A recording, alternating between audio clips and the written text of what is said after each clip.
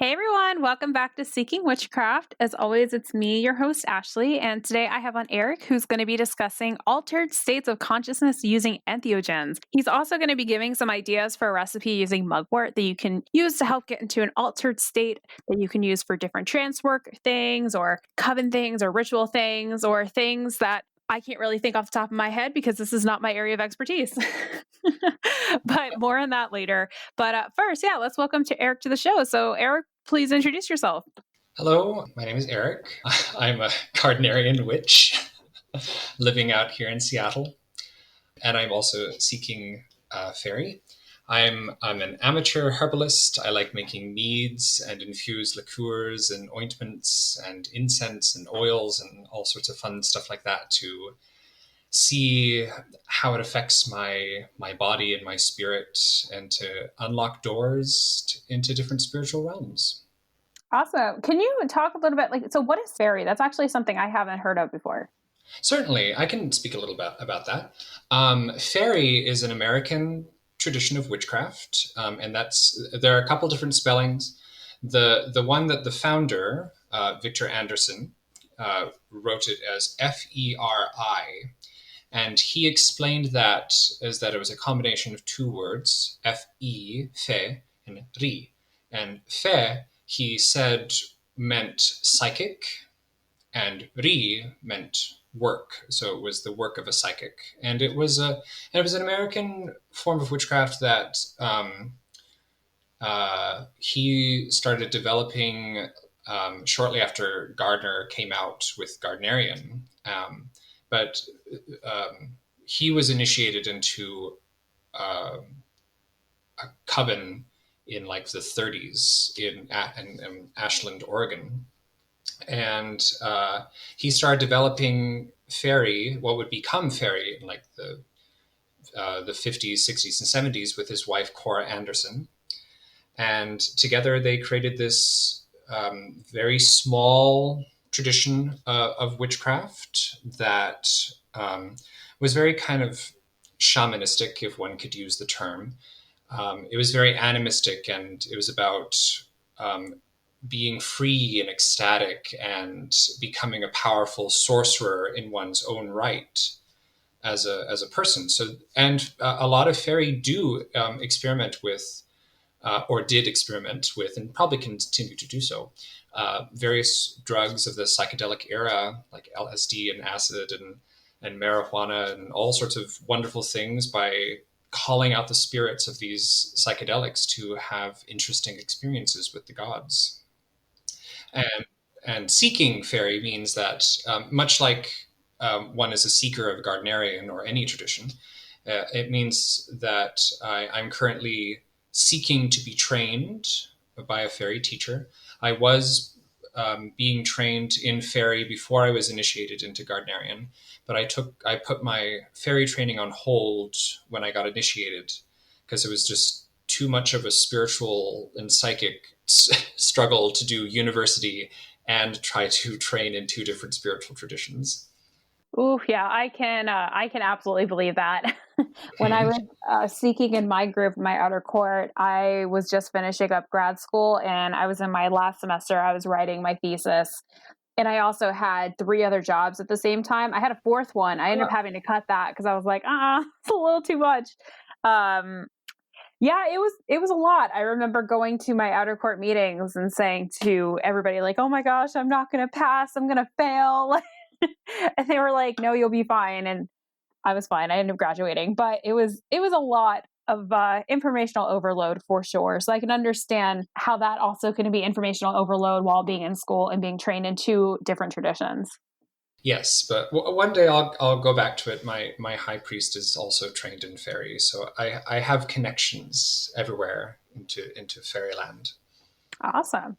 Out of curiosity, this is kind of off topic. Do you know off the top of your head if anybody was interested in that, how they could find someone who teaches that? There are ways of finding it. Finding Anderson people who practice Anderson fairy can be a little difficult. There are books that you can read.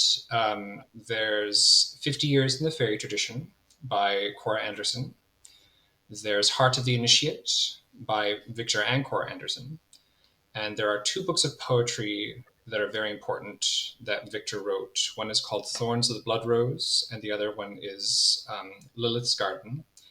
And the last book is called Etheric Anatomy by Victor Anderson, which I think, even if you're not seeking fairy, every witch needs to read Etheric Anatomy. Cool. Yeah. All right. Well, should we jump right into the topic? Yes, let's do it. We're talking about entheogens. Entheogens are substances that are taken to bring one into a sacred altered state. And they are typically herbal substances that are smoked or chewed, eaten, rubbed on the skin, or made into alcoholic tinctures or teas that you drink. And they alter your perception so that you can um, perceive spirits and receive prophetic utterances much more easily than you would if you were sober. And the word entheogen comes from the Greek. It's a modern combination of some Greek words that basically mean to become divinely inspired. They've been used for ages. Humans have always gotten high. We've always been drinking alcohol and smoking that weird plant over there that made the monkeys high because they ate it or whatever. Our ancestors probably did a lot of tasting various things and passing on their experiences, or alternatively dying. And that's how we did a lot of our learning millennia ago, or millennia and thousands and millions of years ago. They probably observed animals getting drunk on fermented berries, eating strange fungi and other plants, and the animals were having a lovely time and fucking and dancing about. And so humans said, well, it didn't kill them, we can take it too. Yeah, I think it's interesting. So we're talking about altered states of consciousness, and people immediately think of, like, smoking weed or drinking or taking acid or whatever you want to, get high off of. But I think one of the things I learned very early on into me looking into witchcraft in general is I went to this workshop at a pagan pride, and they were talking about different ways to get into different or states of consciousness. And the one thing that was like oh my gosh, you're right, like a big wow moment for me was, it doesn't have to be something crazy like acid. It could be something as simple as incense, because incense can cause an altered state of mind. And that was something that I had never considered, but it's true. There's a different vibe that goes on when you have incense smoke filling a room. So it doesn't have to be anything crazy psychedelic, because incense isn't really psychedelic. That being said, we're going to talk about those things. But for anybody who's like, oh, well, I don't alter my state of consciousness, if you burn incense, you're altering your state of consciousness. Completely agree. And there's been some recent research that's come out that frankincense, that incense that Catholics love to billow about their giant churches, has psychoactive components in it, and it's an antidepressive as well. Yep, I do not doubt that at all. I love burning incense. I mean, it's just like such a chill type of vibe, Oh, totally. And it's really underrated. But I mean, you don't even have to think about like the smoke of it too, because sometimes people can't deal with that for various reasons, asthma or where they're living or whatever. You can also look at it like caffeine or tea. There's a different altered state of consciousness you get when you're drinking chamomile tea versus chai tea. Very much, totally. And I want to go back to a point that you made, that the subtle quote unquote experiences that we have when we drink a cup of chamomile tea, they do bring us into an altered state of consciousness. And just because they're kind of quote mild or subtle does not mean that it is not a powerful situation. I would rather have a mild, subtle change in my perception than taking acid and having the concern of, like, well, is this an actual visionary experience or am I just tripping balls? And we'll talk about that too, that like taking too much of a substance, there's that fine line of, is the plant being a guide, or are they dragging me, kicking and screaming all the way through hell, showing me things that I don't want to see. Oh my goodness, that sounds awful. Terrifying. No fun, no fun. I'll talk about some of my experiences on using cannabis, which for most people is not a hallucinogen, but for Eric, it most certainly is. One of the substances that humans have likely been purposely making for a very long time is alcohol. And we've been fermenting alcohol for probably the past 30,000 years. Um, After we figured out how it was done. Before that, we were probably drinking fermented um, water that berries had fallen in, and oh, this is a magical stream or something like that. But when humans started um, or stopped traveling about and started staying in one spot and growing crops and things like that and cultivating the land around them, they started to make beer and cultivating tobacco to smoke and cultivating sacred cacti and things like that to have these visionary experiences. And we've used all sorts of things. I mentioned cannabis and cacti like peyote, but also mushrooms and strange berries and plants and roots and all sorts of things to get high and to cause visions to appear and to create a feeling of oneness with the universe and with each other as well. This was often a very communal um, activity for a lot of our early ancestors. And many of these substances were also medicinal. They relieved pain, they relieved anxiety, and these were considered holy and sacred plants. For example, such as yarrow's ability to stop blood, but also if it's fermented into alcohol, it releases the thujan that's in yarrow, which creates LSD type experiences for those who drink it. And certain people became the keepers of these powerful spirits and substances, such as shamans and wise people and priesthoods. And one could make the argument that entheogens became the bridge between humans and gods.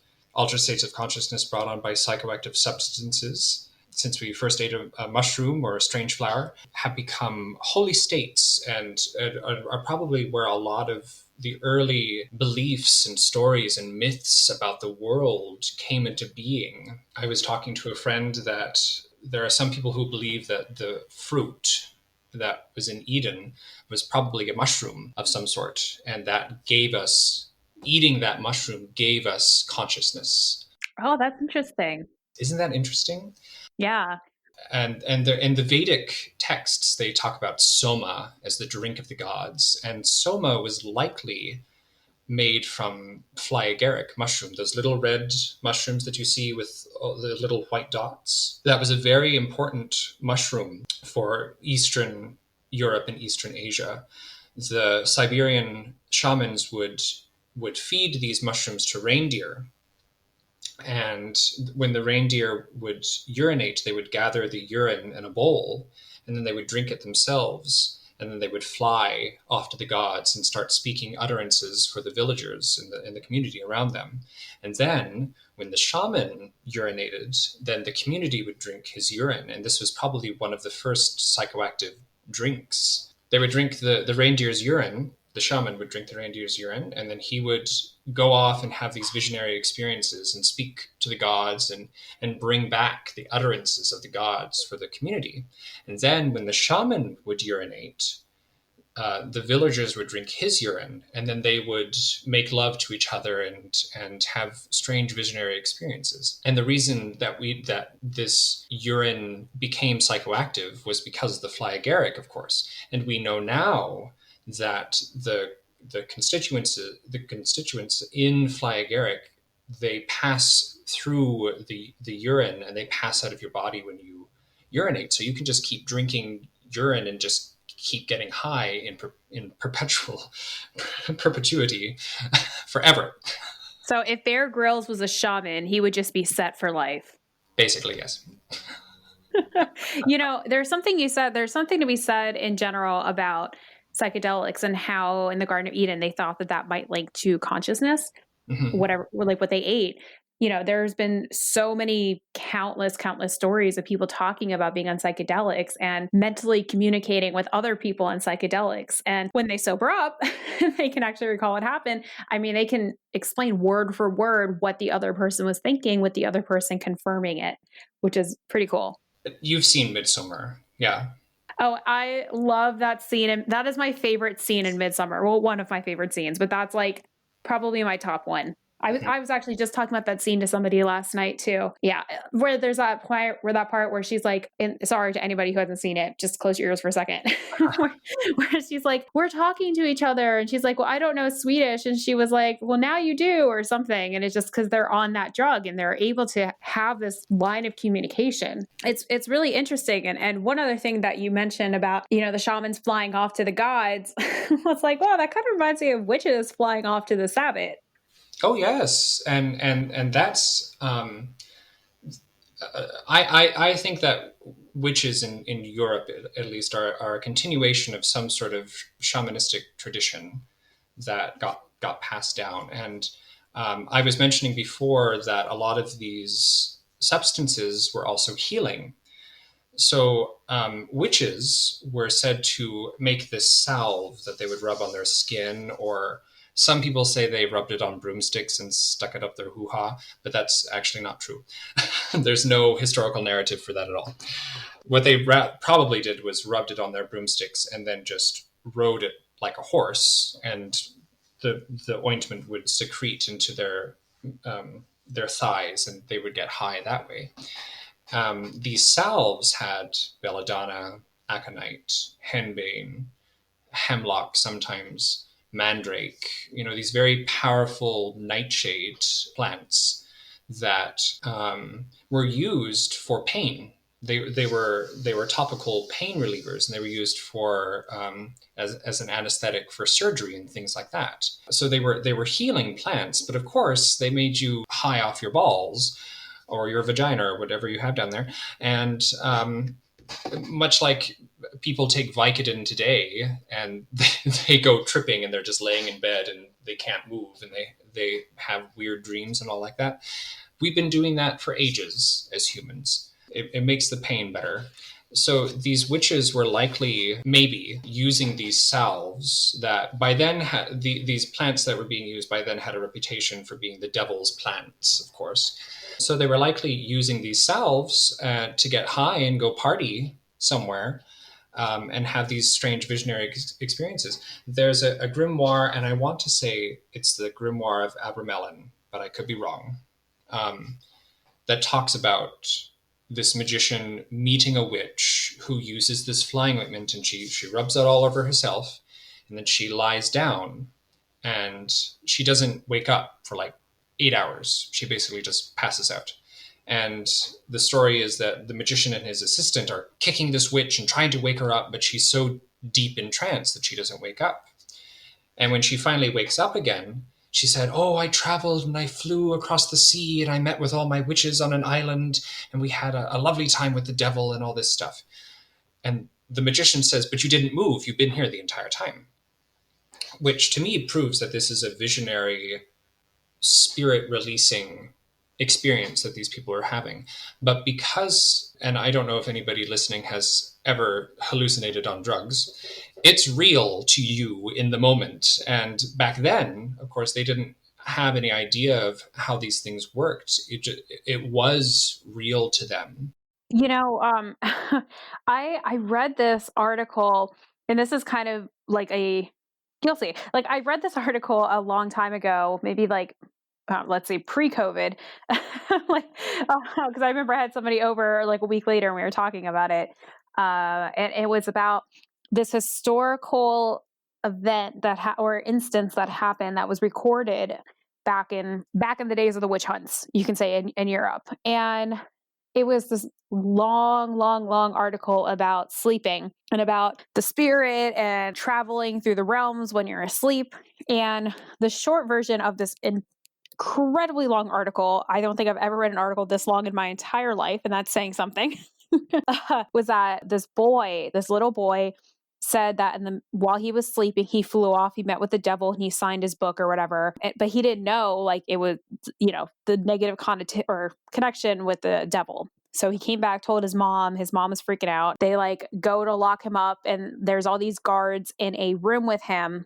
And when he goes to sleep, because he was so convinced that in the middle of the night, he would go in the woods and he would party with the devil, 100% convinced about it. And so they locked him up, and there were guards in the room, and he went to sleep. And when he woke up, he was like, "Oh, I went out with the devil again last night. I was there. I'm sorry. I tried to stop going, but I went there." And the guards were like, "No, you weren't. Like, you were here all night." And he was like, "Well, I tripped and cut myself on the way there." And they were like, "What do you know? You were here." And then they took off his shoe or something, and he had this big cut on there that was not there the day before.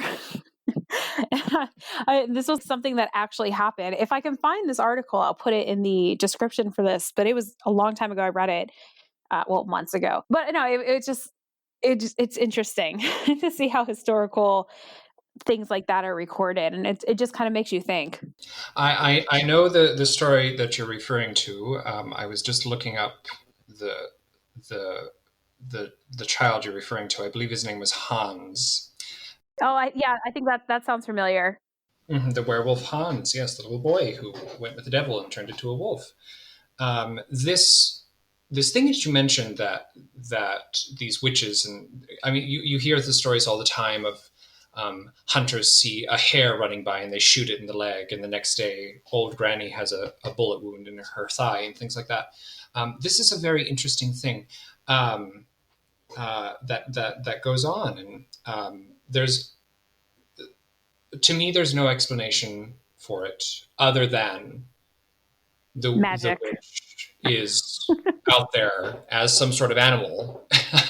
you know, I have no explanation for it. It's very interesting. You know what, though? I actually just had this conversation with my HP and HPS last weekend. How back in the day, when they would say, "Oh, I shapeshifted into, an owl, a rabbit, or a hare," whatever you want to say that they shapeshifted into, and these were actual real accounts of people saying this in front of a jury, admitting, quote unquote, that this happened and they slipped away and danced with the devil. And it's, you kind of got to think about it. These people knew that no matter what they said, they were going to be put to death.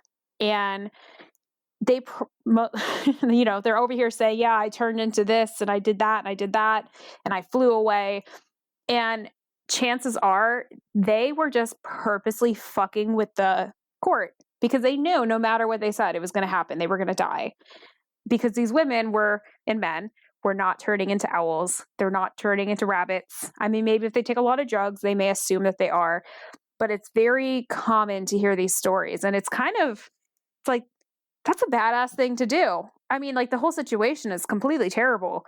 But it's like, these people had no idea that hundreds of years go by and we would be learning about them talking and saying these things of, "Hey, this is when they fucked with the court and made them all go in like a big hurrah about, oh my God, you turn into a rabbit." When in reality, that never actually happened.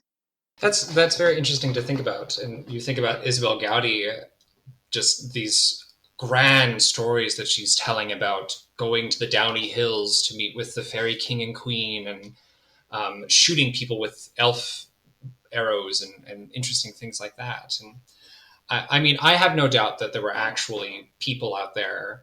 Maybe they heard about some of the stories that were going through in some of the trials. They're like, "Well, we're going to go out there and get really drunk and go summon up the devil and go rabble rousing around." I have no doubt that there were people actually out there trying and doing things, but we have no evidence of which one was which. So there were a lot of interesting stories out there. I do not believe, of course, that people are actually physically able to shapeshift, but I have certainly Absolutely. seen a lot of people become possessed by animal spirits to the point where they believe that they're the animal spirit, and they certainly look like the animal when you're looking at them. So I don't discount it entirely, but I don't think people are actually out there, shrinking down and turning into rabbits. Yeah, I'm certainly not shapeshifting into an animal during my free time. No, certainly not. But lots of dreams and astral experiences of turning into animals. Some of them brought about by taking flying ointment or cannabis or however. And that also brings up a good point that I brought up earlier about like, is it a hallucination or am I having an actual visionary experience? And for me, it's always how much have I taken, and am I freaking out? If I'm heart palpitations and sweating and like not having a good time, I am probably not having a, a legit visionary experience. And I'm probably hallucinating and tripping. Thankfully, that doesn't happen as much anymore because I know how to do dosing now. I'm better at that. But if I can do it while I'm sober, the the entheogens that I take just increase and enhance the experience that I can already do while I'm sober. It's kind of like you don't go to Circle horrendously drunk, but if you have a glass of wine before you go into Circle, you're going to be loosened up a bit more, the power will flow more freely, and your experience will be enhanced slightly because you're in an altered state of consciousness brought about by drinking a glass of wine. Yeah, I definitely agree with that.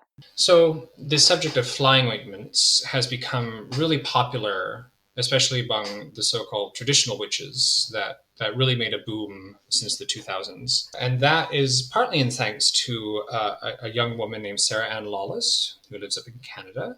And she started selling flying ointments that she crafted herself. And she experimented, and she's a very good herbalist, and she took the time to experiment and do trial runs and then sell very high quality, excellent flying ointments. Her website is Banefolk. If you're interested, she sells them as medicines for like if you have bad knees, like I do. You can put the salves on your knees, and it really helps with muscle aches and going to sleep if you have insomnia and all sorts of wonderful things like that. But you can also use them in a ritual sense to have very powerful visionary experiences. But as I mentioned, a lot of the ingredients in these flying ointments they're high in alkaloids that can get in your kidneys, and they are dangerous. They are dangerous substances. So you want to be careful, and if you go out trying to craft it yourself, you better have a lot of knowledge and experience with these plants, or you're not going to have a good time. And if you do want to experiment with them, I'm not trying to inhibit anybody from experimenting with flying ointments that have these plants in them, but you want to get it from a good, reliable source, from someone who knows what they're doing.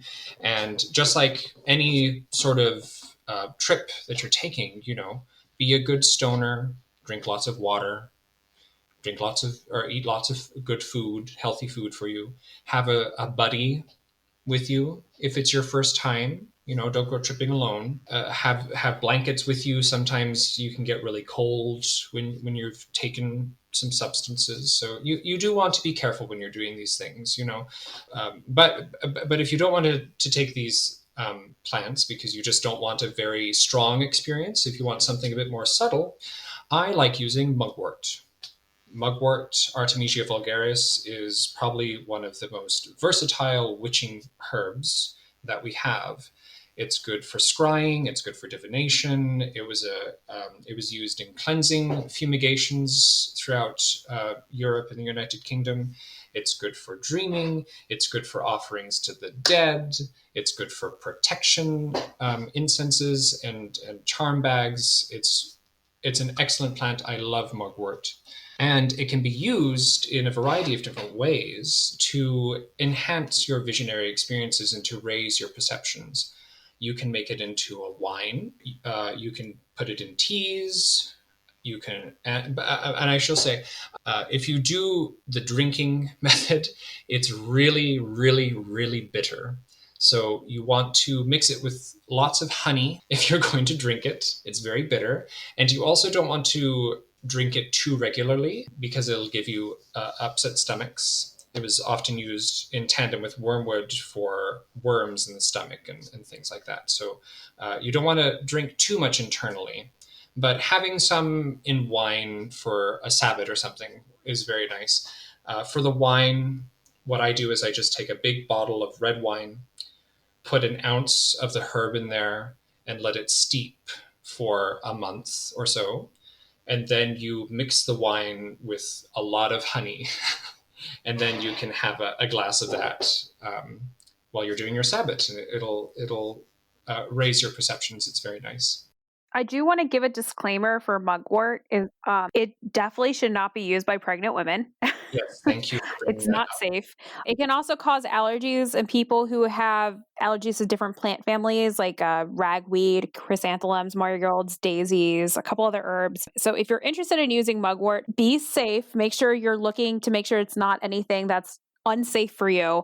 If you are purchasing some sort of flying ointment that you find on the internet, guys, do your research and tell somebody if you're taking it. Try not to take it alone. You know, the thing with flying ointments is that it's not like you're taking acid, but there are flying ointments that are made with more intense chemicals like Tura or any of the nightshades. Oh And yes, those can be very, very dangerous and very, very poisonous. Mugwort, you can buy it at the store. It's not crazy or anything like that, but still be very, very, very cautious if you are trying to use any sort of flying ointment. yes, you are absolutely correct. Thank you for bringing up that disclaimer. Mugwort was used as an abortifacient. There's also um, there's also use for it that if you are getting cramps from your period, you can do a nice sitz bath for your feet, and that apparently helps a lot. Um, if you're interested in more information about that, I recommend the book Witchcraft Medicine by Christian Rach. A very good book that has a whole chapter on the use of mugwort. Yes, what you were saying, these flying ointments, they're a drug. They're going to get you high.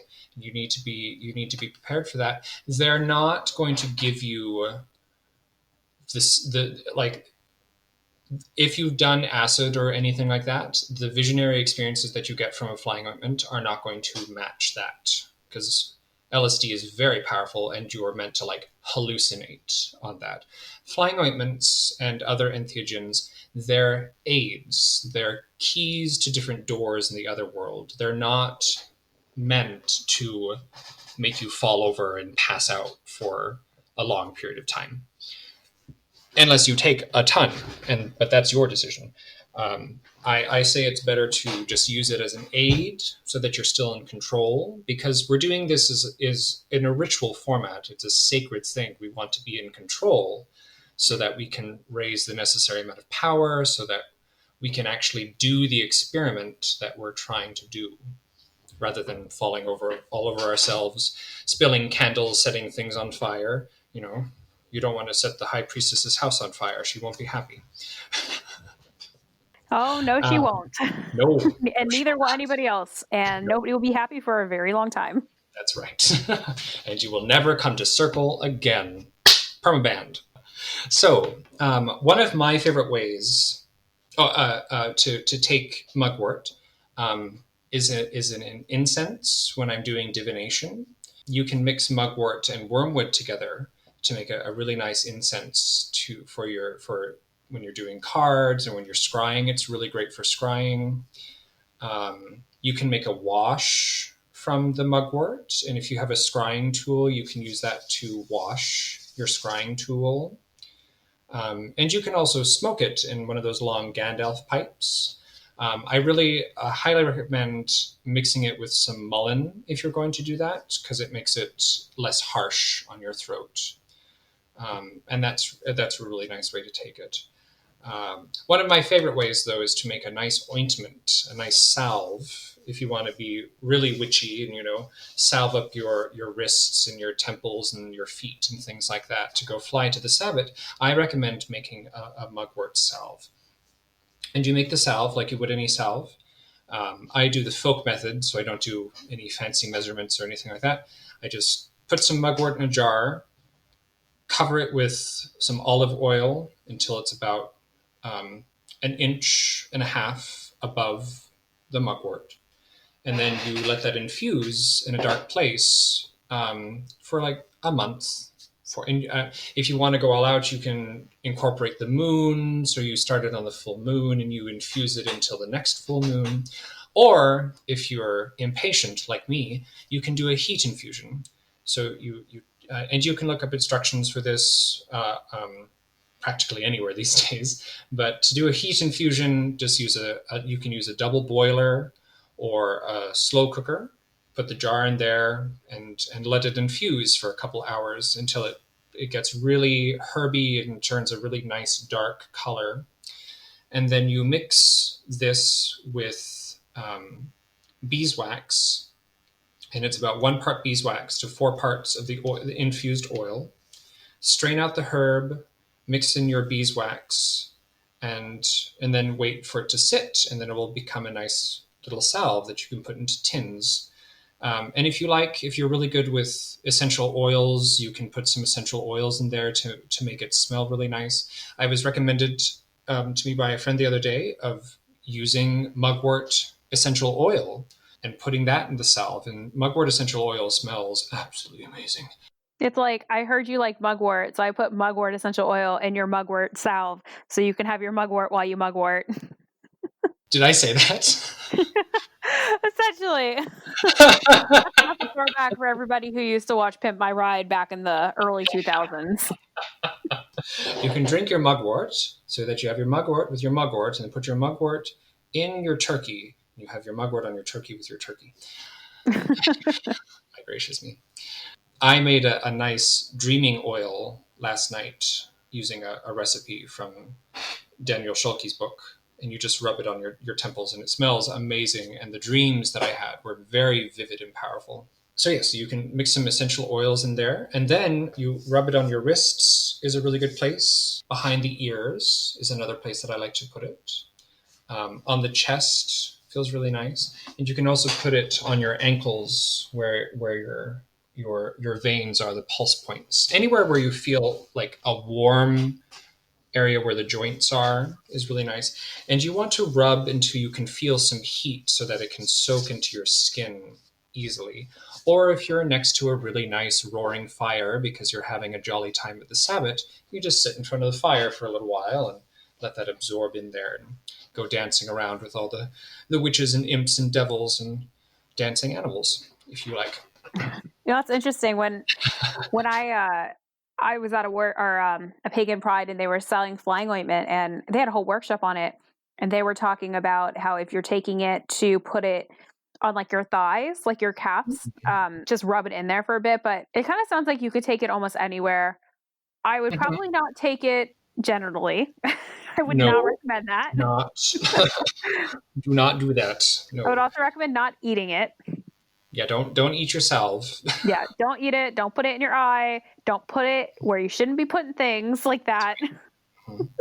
There are salves that you can get that Sarah Lawless makes.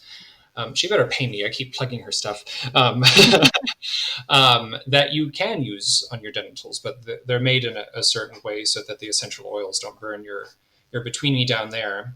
Oh, yikes. Yeah, one other thing I will say with flying ointment, if you are using it and you're trying to figure out where you want to put it, one of the recommendations that was talked about at this workshop I went to about it was that you want to put it someplace where you're not going to bump into things or accidentally rub it off. Mm. So, for example, if you put on a little bit too much flying ointment, you don't want to have, like, let's say, for example, you put it on the back of your legs and then you lay down in your bed to wait for it to take effect or whatever you want to do. If you end up finding out that you accidentally took too much flying ointment, now you have to deal with it soaked into your comforter on your bed. So make sure you put it somewhere where when it's drying and absorbing, it's safe. It's aired out. You're not going to bump it into anything. I've also heard that the recommended dose is about the size of a dime. It's pretty small. And especially if you're making a salve, one thing to keep in mind with that is that it's an oil based item. And a little bit goes a long way because it melts, and what you think might be a little tiny dot turns into a gigantic area on your leg. Yes, you bring up another point. If you think you might be allergic to mugwort, you can do a simple test. Just take a little bit of the infused oil, put it on the back of your hand, and let it sit there for about 20 minutes or so. If it gets all red and hivey and everything, you probably shouldn't be using it. And that goes for any flying ointment as well.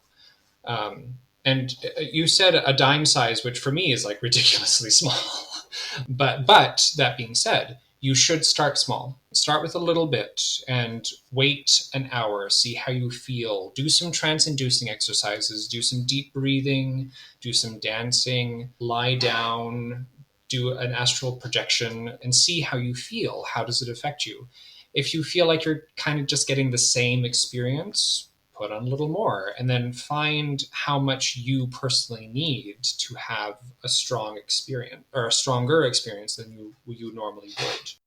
A lot of people also like using flying ointments to scry, which is something I talk about in one of my very early episodes. It's like or different types of divinations. I think like the second part of that. But if you're not familiar with scrying is, it's looking into I want to say reflective surface, but not really. So most people scry using a black mirror, which is just imagine a mirror, but it's black.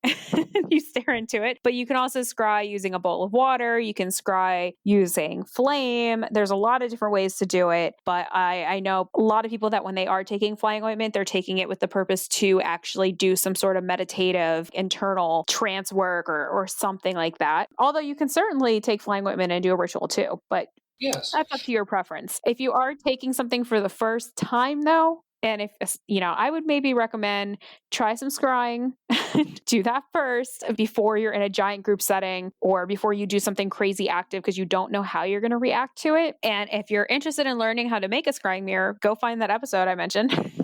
I have instructions on how to make a scrying mirror for $2. They're super easy. I love scrying. It's really useful. And if you don't have a mirror, just close your eyes. You have a mirror. You have a black mirror right there. It's perfect. Some ointments lend themselves more to like ecstatic dancing and things like that. Mugwort for me is more calming and relaxing. So I wouldn't use mugwort to go dancing and to reach ecstatic states via dancing or singing or anything like that.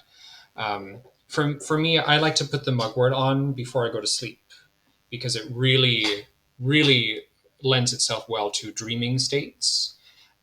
So putting it on and just lying down and having much more vivid and memorable dreams than I normally would. Yeah, sounds like a cool thing to do. And I know a lot of people also drink mugwort tea before bed. Oh yes, that's something I used to do when I was younger. It's really bitter. If you haven't tried it, I recommend trying it. just so that you can say I've had mugwort tea, but it's really, really horrendously bitter. It's one of the artemisias, which are notorious for being the bitterest plants in the world. Yeah, so that goes back to drink it with a lot of honey. Yes. Copious amounts of honey. And if you don't want to do any of these, you can make a little dreaming pillow that has the mugwort in it. And then when you go to sleep, hold that in your hand and make sure it's kind of near your face so you can inhale that mugwort while you're going to sleep. And that's another way to really help with your dreaming state as well. Yeah, there you go. But again, I do want to stress if somebody is interested in doing this, and this goes with flying ointments in general, be cautious, be responsible, be an adult. It can be poisonous. There have been, unfortunately, fatalities that have come out of this throughout history, not just recently. Like this has been a thing for a long time. So do your research, be smart, test out things. If you're going to take some ointment, or if you're going to make a salve, for example, please test it out first, a tiny amount before you actually use it. Keep yourself alive, guys. That's right. We're here to have a good time, and dying is not a good time. Exactly. And remember, you can always do more, but you can never take less. That's right. Yeah, taking too much is not fun either. Yep. No. Yeah. Well, we're almost to an hour. What else can I talk about? It sounds like people have a really good idea about using mugwort, how to make a recipe of it. I believe everybody heard our disclaimer loud and clear that you guys are responsible for your own actions. And, Eric and I are not responsible for anything you decide to do. This is all an adult thing. Yes. So that being said, be safe, guys. If you are interested in flying ointments, use them with absolute caution, because one of the other things that people have to keep in mind is that when flying ointments are being made, especially when you're buying them online, it's really hard for at-home herbalists or at-home Etsy shops to actually be able to measure out the psychedelic or the milligrams coming from the different plants that they're using, unless they have some sort of insane scientific test kit. And most Etsy shops are not going to have that, guys. Definitely, whatever you purchase, be cautious, because you actually never really know what you're getting. That's very true, especially with belladonna. I mean, each berry might have a different alkaloid measurement than the next berry, like even on the same bush. So you do need to be careful with flying ointments, and careful with any entheogen. Like wine is a great entheogen. I love wine. I make it all the time. I have some lovely dandelion wine that I poured out. It tastes like sunshine. I love it. But with alcohol, you have to be careful too. You can't take too much where you're crashing all over the place. These substances open us up really easily to the spiritual realms. And when I was younger, I used to drink to the point where I was like prophesizing for people that I touched. I was like, well, I probably shouldn't drink that much anymore. So I had to cut back on my drinking when I'm out in public, so I'm not bumping into people and being like, your mother is going to die soon. Like, people don't want that. Yeah, no, they don't. They don't want that, especially now during COVID. They don't want that. Well, I'm not bumping into anybody right now. That's fair. So That's true. yes, That's safe. any substances that you take, you need to be careful, and you are responsible for your own actions while you're on those substances. Less is more. Everything in moderation, including moderation. Yep. And remember too, if you are interested in altering your state of conscious, but flying ointment sounds a little bit extreme, there's always incense. There's always tea, mugwort tea's up there too, but you can also take less intense tea. You can even drink coffee. You can't tell me that coffee is not a mind altering substance, because I turn into a very different person if I drink too much coffee. Yes, very much so. I love coffee, but I'm very sensitive to caffeine. And if I drink too much, I am just bouncing off the walls, and then usually feel a little nauseous after. But I just love the taste of coffee so much. So, Me too. Me too. all right. Well, Eric, do you have anything else you want to add about mugwort or I anything we've don't. talked about today? No, I encourage people to do lots of research before you try any of these things, and and I'll also put this out here, that you do not need to take or use flying ointment or any entheogens at all in order to be or practice witchcraft. I want to make that very clear, that it is not required by the grand high poobahs of witchcraft, whoever they happen to think themselves as. You do not need to take any entheogens. You can reach altered state of consciousness through breathing, dancing, singing. You Meditation, even. meditation is an altered state of consciousness. Like, you can reach these states very easily and have very profound experiences with just breathing. Absolutely. Absolutely. We're not condoning drug use, but we're saying if you are interested in having an altered state of conscious, this is a good educational tool to know about. And it's good to know your options out there. But doing these things is not required for witchcraft. I have personally never been in ritual on a drug. So, I mean, if you include incense and wine, which technically is a mind altering substance, I've definitely done witchcraft with wine and incense, but I've never taken a flying ointment in circle. And I don't know if I ever will. It might not just be for me. I have, but That might be a story for another episode. of course, I have lots of stories about flying ointments and all sorts of fun things. Oh my goodness. Well, Eric, let me ask you the question I ask everybody at the end of the episode. If you can give an absolute beginner one piece of advice about anything, doesn't have to be about what we talked about today, or could, what would you tell them? It's not a race. There is no end all goal for witchcraft. Don't compare yourself to the most recent hot blogger that's on Tumblr right now, because you're on your own journey and they're on theirs. So don't compare yourself, and it's not a race. I love that. It's definitely not a race. It's not a competition. If you are a spiritual person, if you're Wiccan, one of the ways you could think of it is the gods aren't going anywhere. They're there. If you're not Wiccan, if you're not spiritual, the elements, they're not going anywhere. They're still there. Energy is not going anywhere. It's not a race, not a competition, and this is for life if you choose for it to be. And even multiple lives. Yeah, sometimes even multiple lives. All right, Eric. Well, thank you so much for coming on.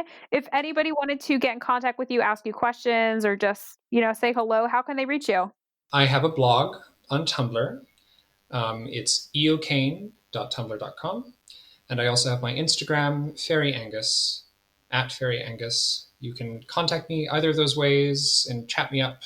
And I love talking about witchcraft and discussing things and giving advice to young witches that are seeking the path. I will link your contact information in the episode description.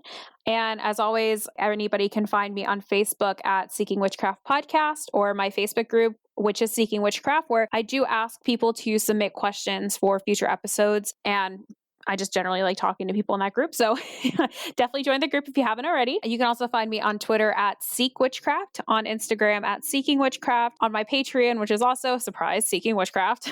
A lot of Seeking Witchcraft. And speaking of Patreon, I do want to give a huge shout out to the Witchlings, Neophytes, and Secret group. You guys are amazing. I am seriously so close to being able to buy a microphone. I think by August, I will actually be able to do that. If this episode comes out in August, then this might be outdated. Who knows?